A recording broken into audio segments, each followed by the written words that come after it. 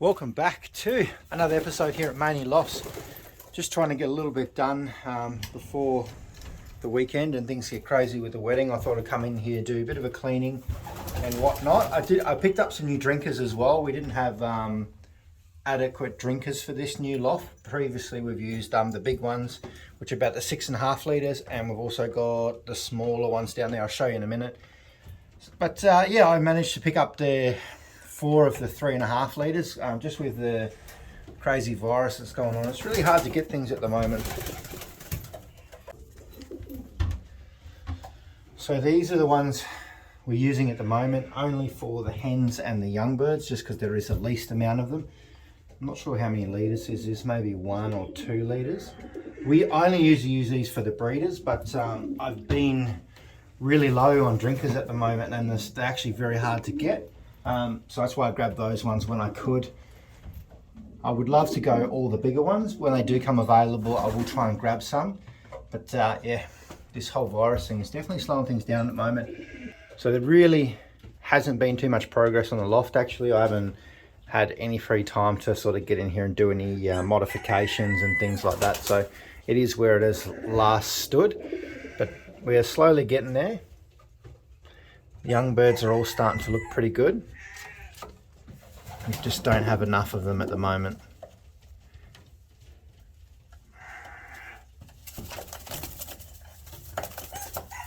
And a lot of them starting to become pretty friendly too, which is good. I definitely like them like this. This one's a little bit flighty. He stirs the rest up. But we're getting a few that are pretty friendly like this, and this is what we want. He's very defensive of his perch. I definitely love to see this in my young birds, especially into the older ones as well. If he continues on like this, I definitely like these ones that are, you know, not scared. They're comfortable with you being in the loft, and they know that, you know, this is their perch, get away. And they're not scared of you because you're a human. They're just like, get away. We've got a couple like that. This hen's generally like it as well when she's on her perch. But she's one of Shock's babies. They're generally pretty relaxed. Generally all Shock's babies are really friendly.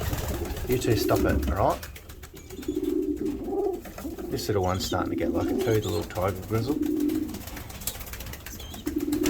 don't know if you can hear the big beefcake is at the wire again, trying to impress the ladies.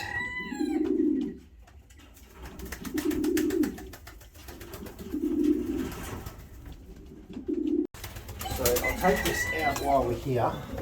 I don't like you sitting up there either, come on. It's another thing I'm going to add onto the list is taking this down so they can't sit up the top here, because all the grit, rocks, poo gets up in this tract, and it makes that really hard to open and shut, which is just another fun thing to deal with. You stay there. But we're getting there slowly, one job at a time. I have had a bit of, some of the doors have moved a little bit. We just got to come in later and just fix those up. We've got a little bit of rough weather today, a bit of rain. You'll see there's a little bit of water along the front here. That's to be expected because we actually haven't got the roof on the front section yet. It's not really an aviary, this section. It's more of a corridor. Hopefully most of the time I'll have these doors open and the birds can be out in that aviary section. I've been thinking, I don't know what I want to do in these sections. Only temporary purchase from the other loft. I definitely want to take this wire down. It is starting to fray the ends of the tails a little bit, so that will be on the list of jobs to do pretty soon. And these two sections here, which the older birds are in at the moment, I'm still trying to piece together how I'm going to work this section. I want it to be a motivation section. So my plan would be to put in on this back wall some type of boxes, whether the widow hook type, some type of motivational setup. The only thing that I may do, depending on how the boxes fit, we should be able to fit 2 boxes per row. And I don't want to go there. I don't know how far I want to go down. I don't want to go down too low because I don't want to block this vent. But at the same time, I don't want to come down that low that it's hard for me to scrape under there as well. So we may even bring the boxes only to this height. So we may be able to fit maybe 6 boxes here, and we might even do 6 on the other side. So that'll give us 12 boxes. So that'll give us about 24 birds, but we'll see. I might be able to squeeze more in here if I can figure out a smart idea how to bring those boxes right down and still utilize this cross ventilation on the floor, because I really like that idea. It definitely works really well. You can see all the feathers and stuff that are actually caught in there. It's sucking that stuff through, especially all the dust. This loft is really good so far with the dust. So that's the main thing. I'm trying to figure out how I can get motivation boxes in these 2 sections. The only other idea I was thinking before, might not happen, is maybe even taking this wall out. So there'll be no sliding door here, and we'll just have a big section here and just have boxes all the way along this wall. And we may even have room for boxes on the walls here as well. I don't know yet. If that's only if we do open this up, because I'd like to have 10, 15 or so boxes at least in this section. We should be able to. Just a little bit more thinking and planning, I would assume.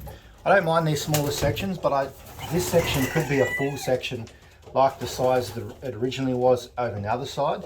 This is the new wing onto this loft, but it wouldn't be a problem if we did take this out, as long as we could fit a lot of boxes in here, and we might be able to close off, say, this section, just so that they can't see through and that wire's not there, because this needs to be a motivation section in here. So I need to think about it, how we're going to do it.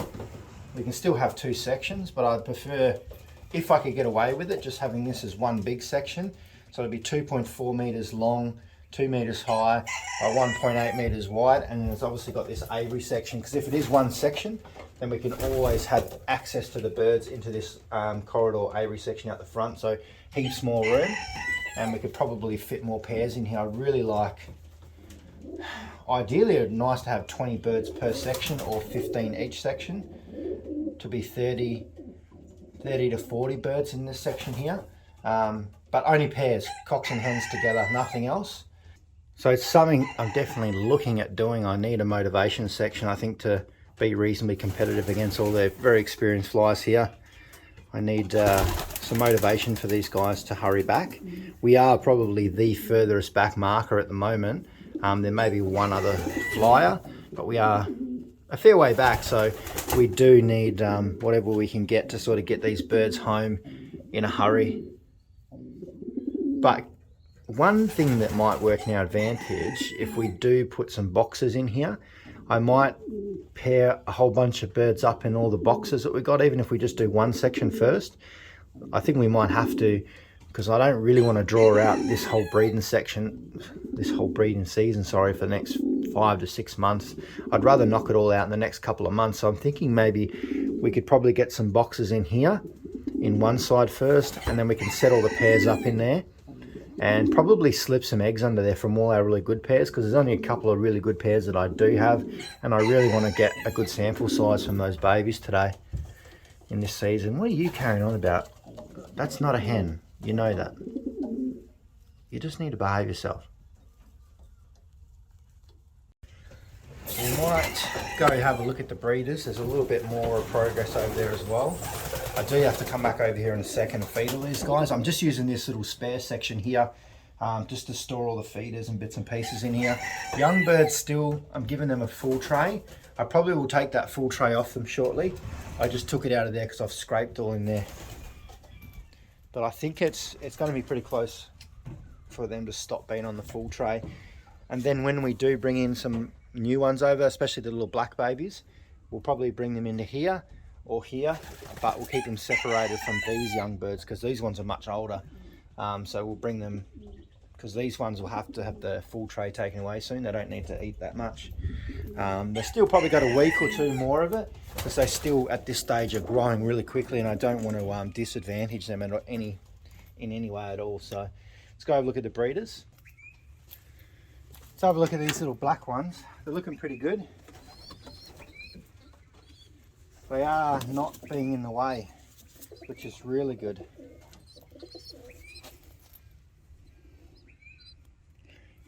They won't be too far off weaning. You can see all the feathers starting to come in under here. They are pecking a fair bit around at their own at the moment, which is good, so they shouldn't be too far off.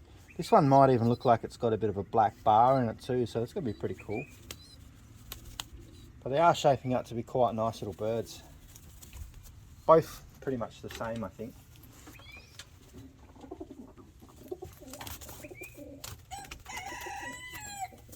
Yeah, both the same. Both probably look like they're going to have the darker bars in them as well, which is interesting. I just dodged a bullet there, little poo. But we'll see how they go. These are the first ones with our new rings on it. But you want to go back in there? He's out of here. You want to go too? All right. See you later.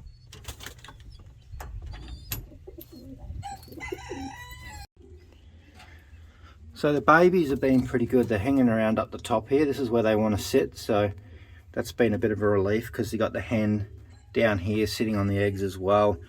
I gave it a bit of a scrape out before, but I probably need to strip everything out of here. I was hoping that there was going to be a little bit of delay between eggs. I wasn't expecting her to jump on eggs again so soon.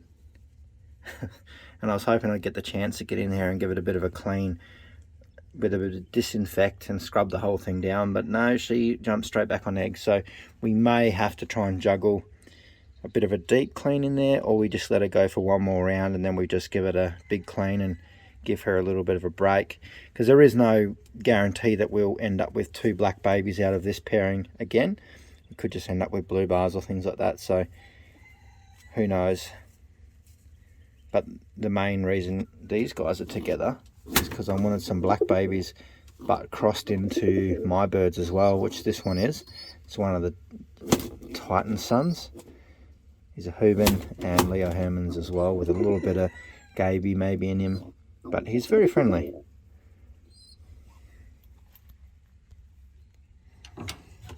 And we'll have a little bit of a quick look in here. Same, oh, back on the nest again, this is a good sign. So this pair, basically we're just trying to breed some more whites as well, so we can break this hen in, let her out. So if we do lose her or something, we've always got sort of a backup. I don't want to hold up too many stock birds at the moment until we really build like a proper stock loft. But they're looking pretty good.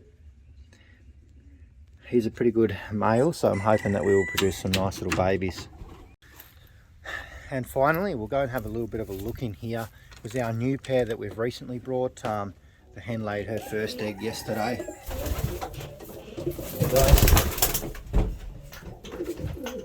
You just settle down.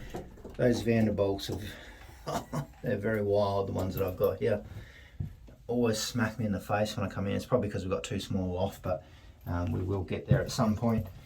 That's why I'm pretty keen to get all this breeding done, so that we can sort of shuttle this down and figure out what we're going to do in building a new stock loft, something where these guys can have plenty of space and whatnot, because this is just too small for me.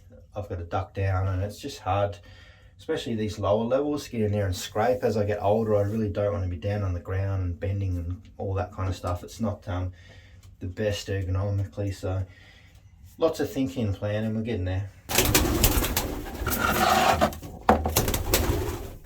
So this baby, we could probably ring this one today or tomorrow. We're definitely doing it by the weekend, so we'll get a 20k ring on that one. That's what I was mentioning last time, but she's getting pretty close to doing it now. I did shut the tiger grizzles back up again, only because I found them not in the box and the egg was a little bit cold.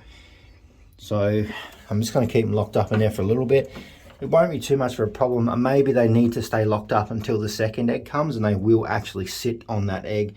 But I just don't want to risk. Like I'm saying, I don't want to be breeding for like 6 months. I just want to get all the breeding done, breed the team up, train all the young birds, get them all ready, and then we can do a little bit of muck around breeding and stuff. But I just don't like too much breed. It's a lot of work. Anyone knows that this time of year breeding, it's a lot of work, especially when you're in my situation, you're trying to ramp up pretty quickly. Surely these eggs can't be too far off hatching. This is another pair. If I'm going to foster eggs, I want to foster off these guys, because the 2 young birds you've seen over there, the other 2 very dark checkery ones, pied hen and the checkered cock, I really want to try and produce a few more of them, because they are, the babies look good, so I'm hoping that's a good sign, and this is the new pair that we got. She's down on eggs, so that's really good. She's actually sitting on the egg very well. That's what I was hoping these guys would do. She's just hovering over it because it's still not like super cold, but it's still cold enough that that egg can potentially die. So ewes might have to stay locked up for a little bit longer. And this is one of my other little hens. I'm really excited to see how these babies turn out. She's only small, but she is just like a little ball of muscle.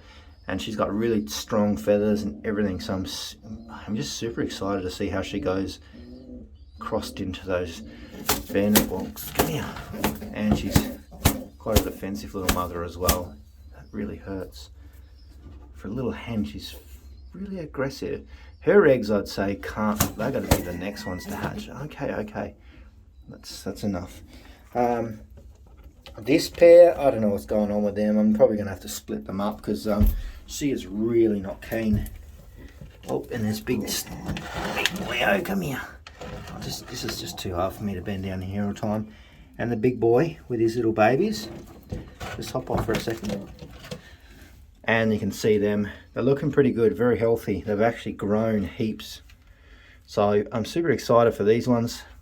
We've actually got quite a few of his babies out here, but because he is grandson of Olympiad 003, I do want to produce as many babies as I can off him. Maybe pair him up to a daughter later on if he has a daughter that performs pretty well. But this is the next hen that I want to pair him up with because she's related to Olympiad 003, but she's actually a granddaughter of Kittle and also a great-granddaughter of Dejan and things like that. So I really want to cross that into that and see what we can get after we get a round or two out of them. That's why I kind of want to foster a bit, because I really want to produce as many as I can off the best birds I got, trying to get my money's worth out of them, because obviously I have paid for most of these birds, to be honest. So I really want to produce as many as we can, especially Big Titan. He's in the same boat as Leo as well. We want to try and produce as many as we can out of him, grandson of Olympiad. So hopefully he produces at least 1 or 2 birds that perform reasonably well for us. But it's a numbers game. I'll pump out a few babies and just see if any stand out. But he's a beautiful pigeon as well. But he's also got a very good side of Huban in him as well. I think down off the John Ardius line maybe, but it's got the Sinola lower and stuff in there as well. Champion producer maybe. I need to go back through his pedigree. So it'd be interesting to see how that goes with the Leo Hermans. Anyway, that's me done. I need to feed all these birds and get myself sorted and get this video edited for you guys. So I'm going to catch you all in the next video. Stay tuned, getting much done as we can, but trying to breed as many birds as we can as well. So see you all in the next video.